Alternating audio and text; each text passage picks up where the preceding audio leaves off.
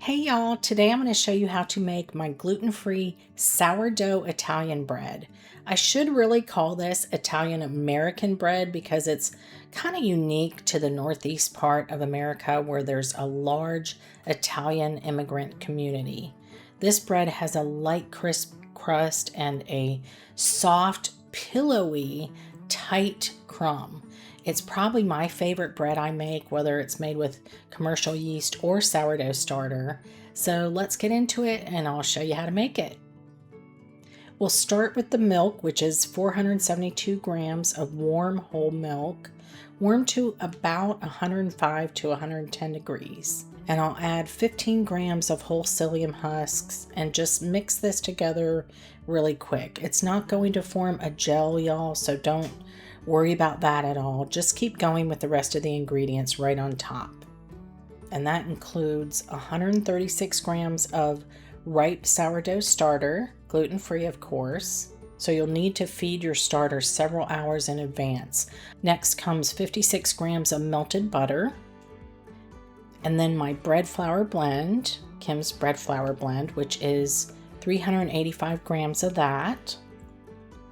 29 grams of granulated sugar, 10 grams of kosher salt, and 4 grams or 1 teaspoon of baking powder. And I'll get this on my mixer and start out on low just to get everything combined, and then I'll increase the speed to medium-high for 5 minutes. If you're wondering why I'm not including cup or volume measurements, it's because when baking gluten-free bread, you really need precision. And the only way you're going to get that across the board is to weigh everything. By now you should have a scale. I'll leave yet another link for one if you don't, so there's no excuses. Especially if you're American, because I'm American too, y'all, obviously. And it's the only way I bake now because there's just less chance of problems with the recipe. If you don't have a stand mixer, check the blog post for the written recipe for other ways you can mix this dough. I'm going to cover it and put it in the fridge for a few hours, at least 3, but up to 3 to 4 days. And when you take it out, it's not going to look much different than when it started. So don't expect great things just yet. They will come.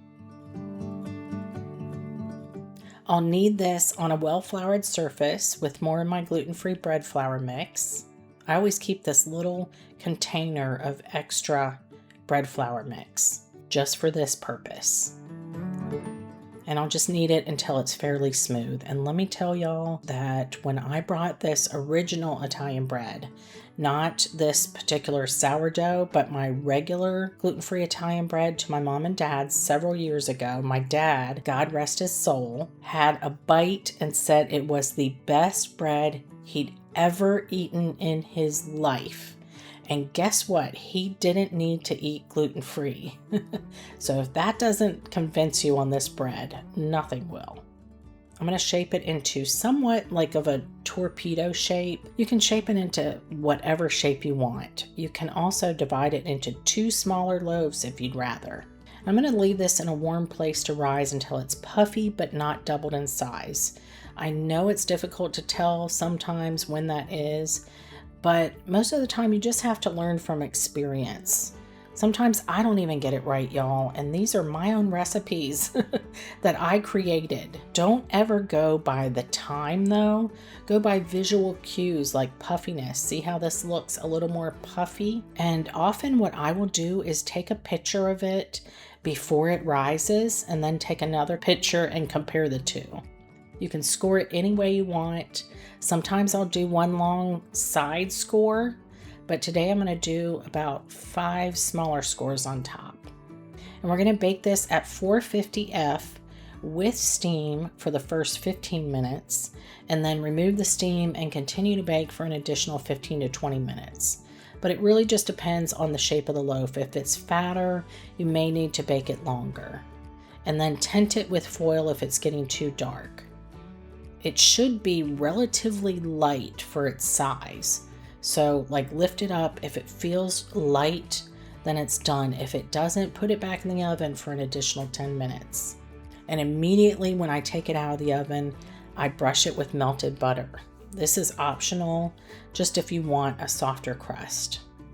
And like I said, y'all, this was my dad's favorite bread he's ever had.